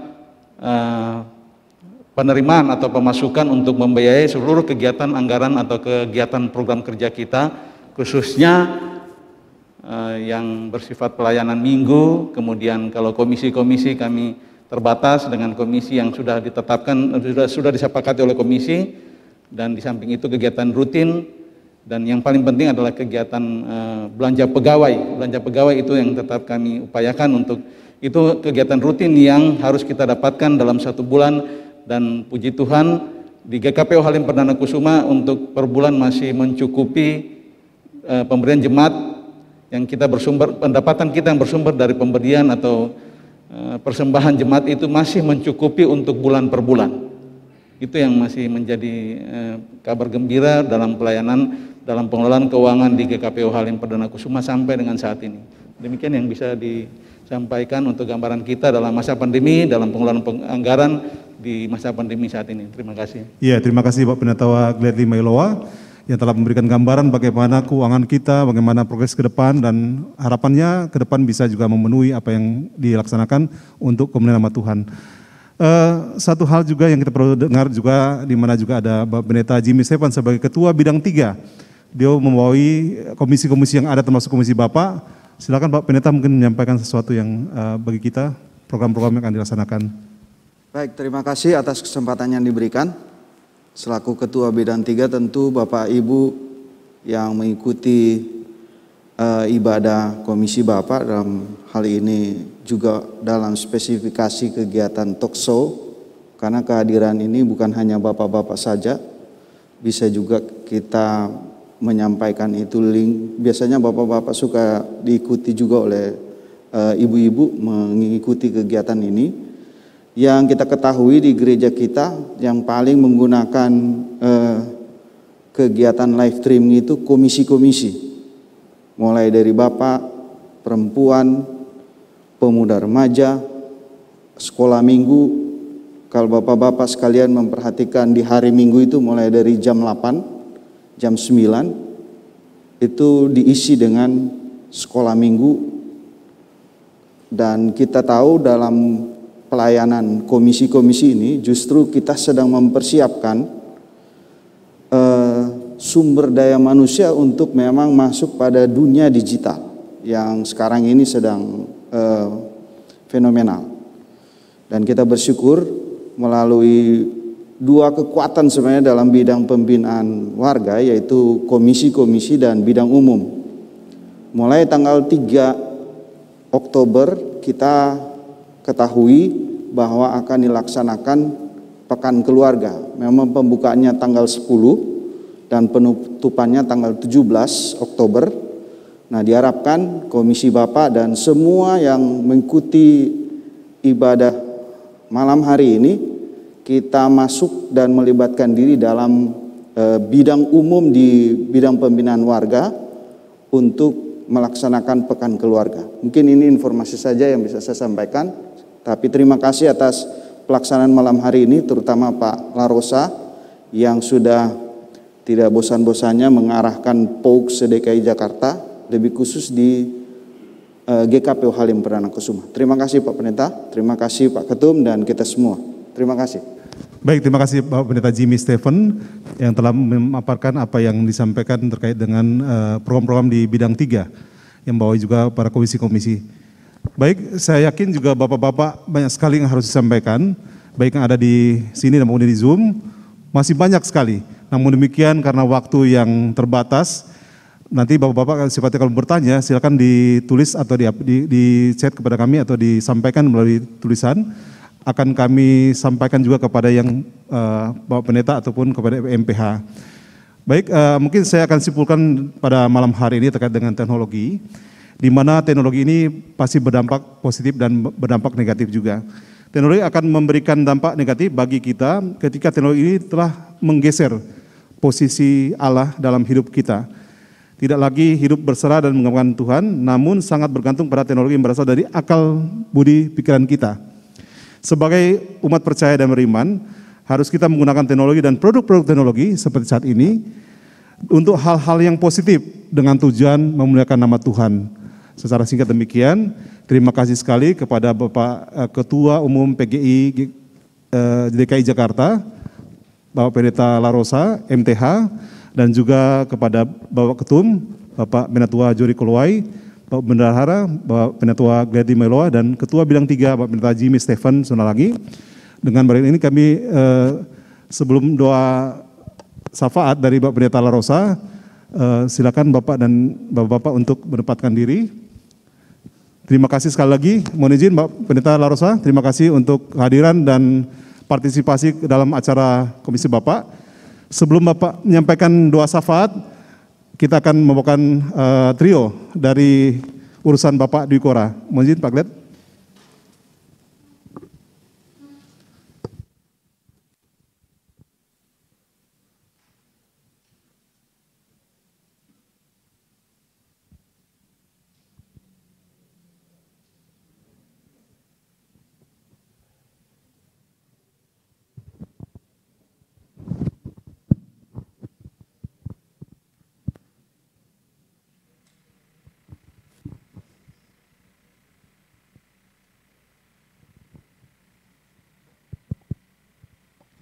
Ya, semoga pujian ini mendatangkan berkat bagi kita semuanya. Mungkin izin.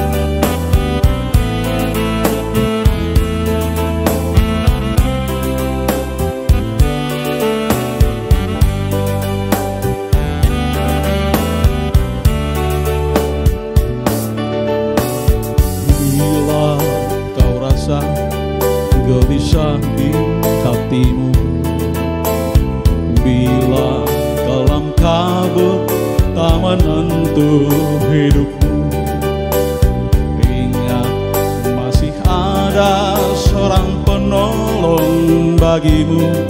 Yesus tak pernah jauh darimu.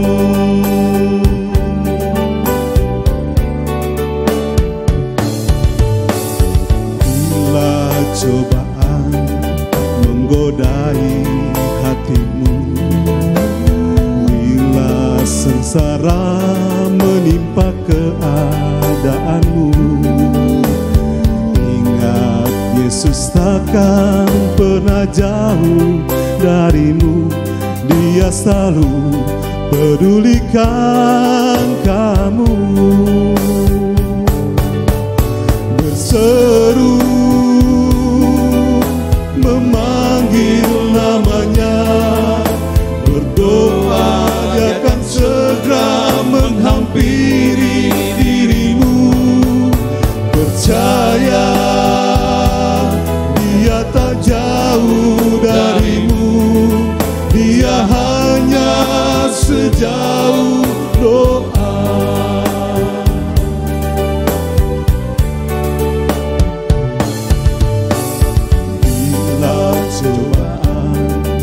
Menggodai hatimu, bila sengsara menimpa keadaanmu, ingat Yesus takkan pernah jauh darimu.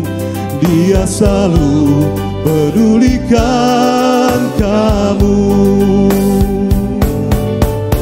Berseru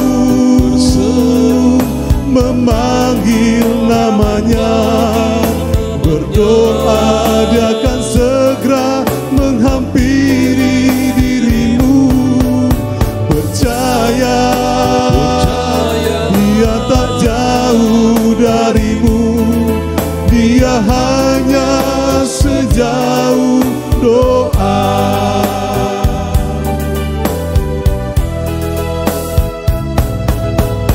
Berseru memanggil namanya, berdoa Dia akan segera menghampiri dirimu. Percaya Dia tak jauh darimu, Dia hanya sejauh doa. Dia hanya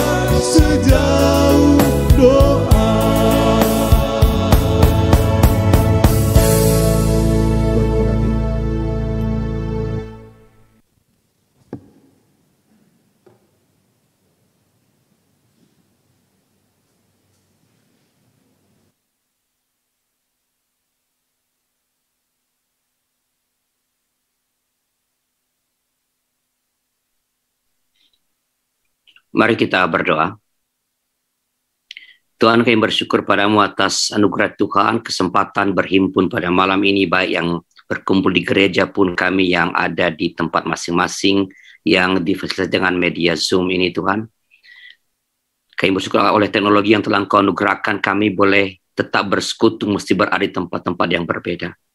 Dan biarlah Engkau memberikan kemampuan kepada anak-anak Tuhan, serakus di GKPO Halim ini Tuhan, kemampuan untuk terus mengembangkan pelayanan melalui media ini, supaya dengan demikian nama Tuhan dimuliakan melalui konten-konten yang menjadi berkat bagi kehidupan banyak orang, konten-konten yang memberikan semangat untuk terus mengerjakan hal yang baik bagi kehidupan kami bersama di bumi ini, dan supaya banyak orang yang boleh mengenal Engkau sebagai Tuhan Juru Selamat.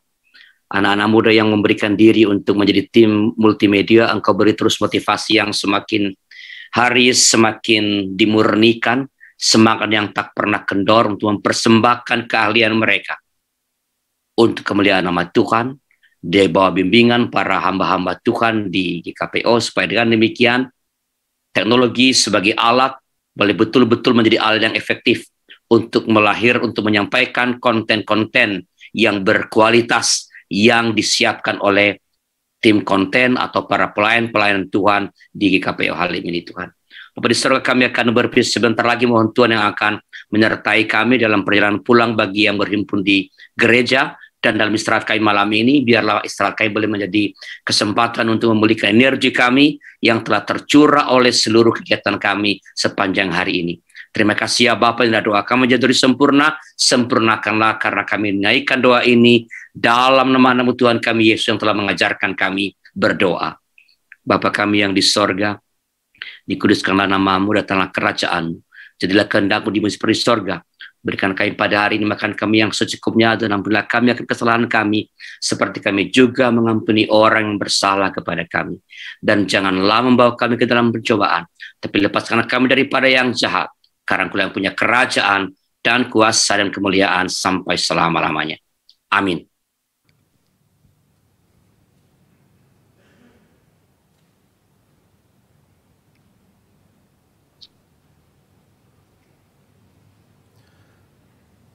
Bapak-bapak GKPO Halim yang diberkati Tuhan Yesus Kristus, kita diberi kesempatan pada malam hari ini untuk memberikan persembahan yang terbaik bagi Tuhan. Nats persembahan di malam hari ini terambil dari Roma 12 ayat 1. Demikian firman Tuhan. Karena itu saudara-saudara, demi kemurahan Allah, aku menasihatkan kamu supaya kamu mempersembahkan tubuhmu sebagai persembahan yang hidup, yang kudus dan yang berkenan kepada Allah. Itulah ibadahmu yang sejati. Bagi bapak-bapak yang mengikuti ibadah malam ini melalui Zoom, dapat mentransfer lewat rekening GKPO Halim, Bank Mandiri KK Halim. Dan pada malam ini sebagai nyanyian persembahan, kita menyanyikan Betapa Hatiku, mulai dari deret bangku paling belakang.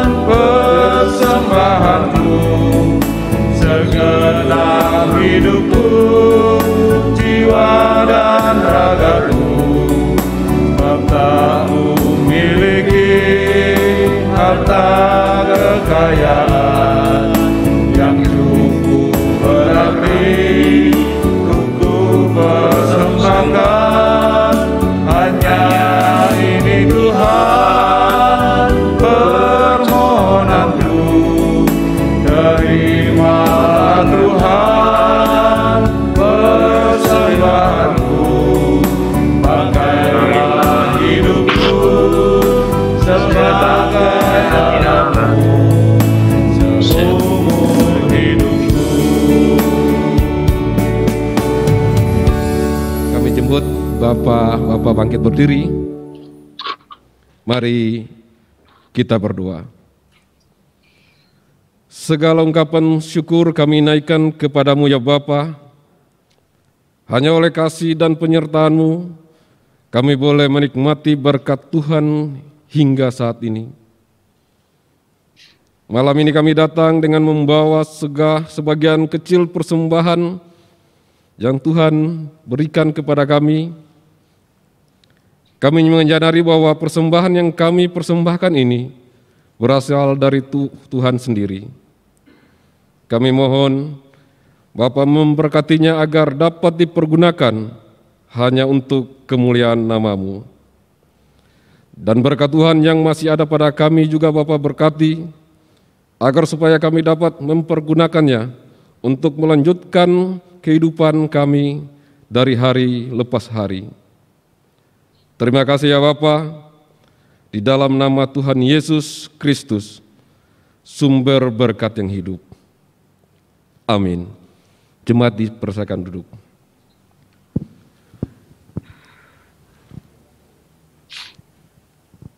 Jemaat anggota Komisi Bapa yang berbahagia, sebelum kita mengakhiri ibadah kita di malam hari ini, mari bersama-sama kita mendengarkan sambutan dari Ketua Komisi Bapa GKPO Halim, Bapak Penatua Dr. Andes Joko, dipersilakan.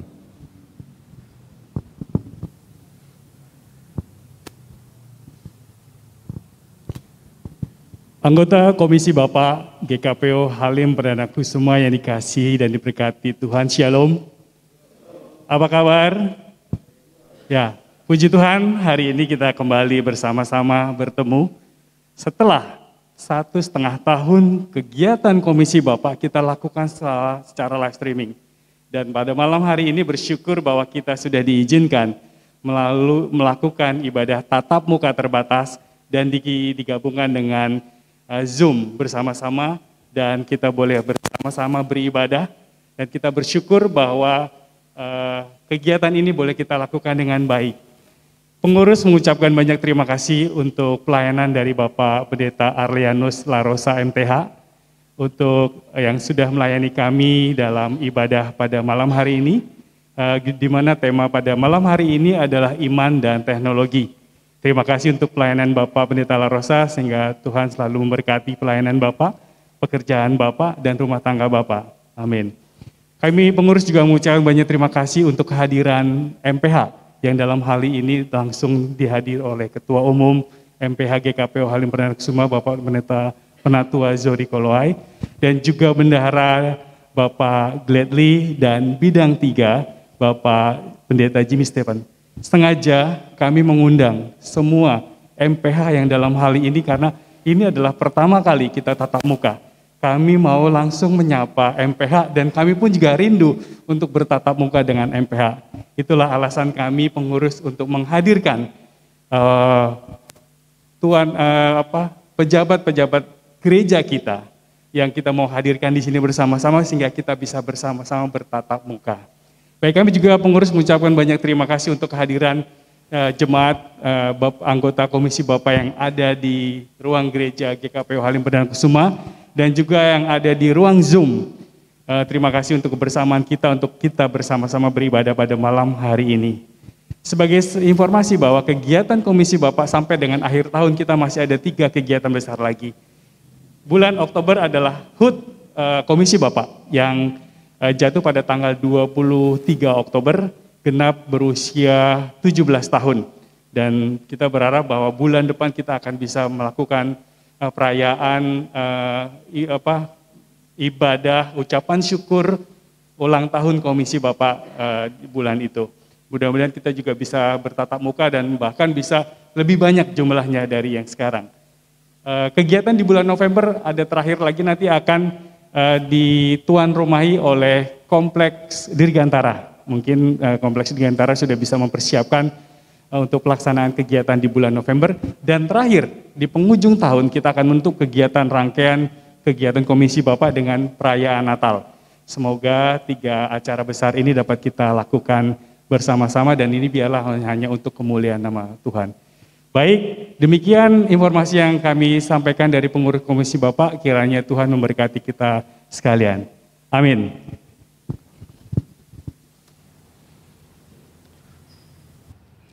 Jemaat komisi Bapak yang dikasihi Tuhan, kita akan mengakhiri ibadah kita di malam hari ini. Saya jemput berdiri. Kita menyanyikan nyanyian penutup dari NKB 211, baitnya yang pertama, pakailah waktu anugerah-Mu Tuhan.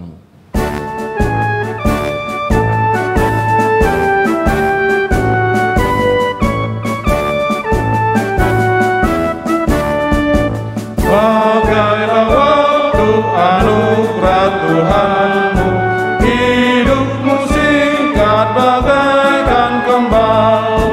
Mana benda yang kekal di hidupmu, hanyalah kasih tak akan lekang. Tiada yang bakal di dalam dunia, segala yang indah pun akan lenyap. Namun kasih-Mu demi Tuhan Yesus sungguh bernilai dan tinggal kekal.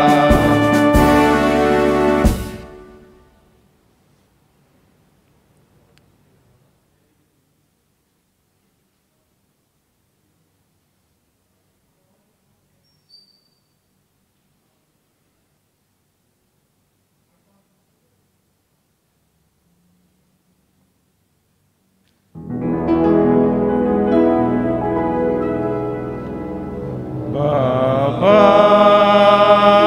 terima kasih.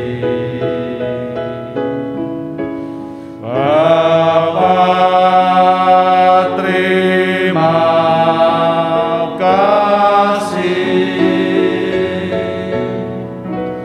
Bapa di dalam surga, ku berterima kasih.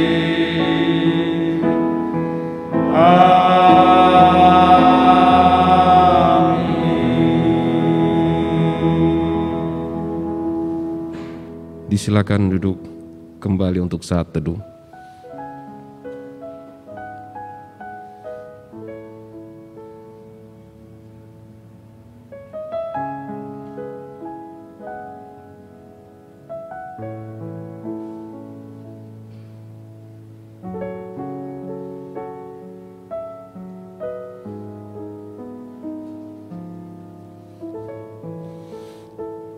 Ibadah selesai, kami urusan Bapak Kompleks Dwi Kora mengucapkan terima kasih kepada Bapak Pendeta Ardianus Larosa. Kami doakan kiranya Bapak senantiasa diberkati Tuhan kita Yesus Kristus dimanapun Bapak ditempatkan dan melayani. Terima kasih juga kepada Ketua Komisi Bapak GKPO Halim, dan juga terima kasih kepada MPH yang sudah hadir pada malam hari ini dan juga ikut memberikan ceramah bagi kami anggota Komisi Bapak GKPO Halim. Kiranya Tuhan Yesus Kristus senantiasa memberkati ibadah Komisi Bapak ke depan. Selamat malam. Terima kasih, mohon izin pamit ya, Maulif